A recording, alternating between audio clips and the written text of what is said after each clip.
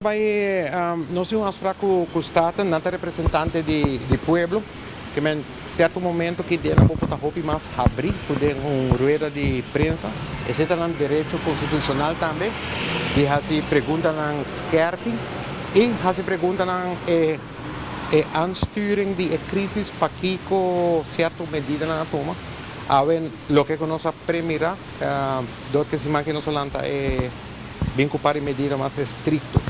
Agora nós explicamos que motivação traz de medida, agora automaticamente estava a parte econômica e impacto, mas agora nós explicamos também com crise distinta com esta chega na sua decisão, esse inclui que os stakeholders estão com nota sentar na mesa, mas não estão dando informação assim.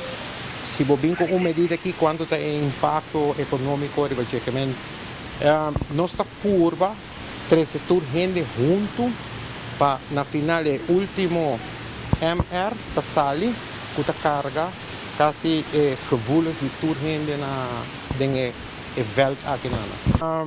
Se está agora, 3 semanas passadas, nós estamos falando de widespread, sobre a DVG durante 10 dias, a informar a Rampen Bureau o contágio está unknown na nossa. No momento, para Rampen Bureau está widespread, anterior botin ko by meneno se amela botin ko bullseye situação para você de qual setor botar a contágio.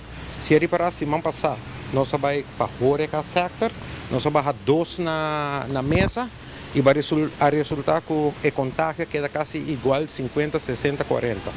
Que agora nós vai para o setor de underways que toca uma comunidade de mais ou menos 30 mil gente está mobilizada.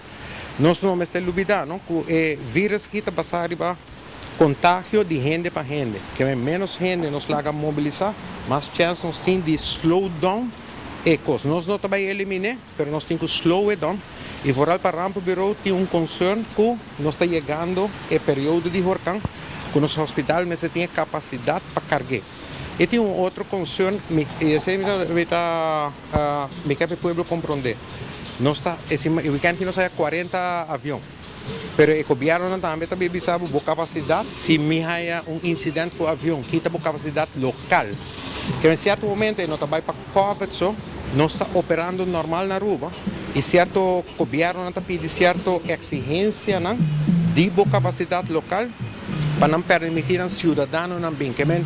O povo de Aruba nos quer pôr pão arriba da mesa, nós temos que vai cooperar com o outro, para também nós vai na 20 para dia e de 400 ativo.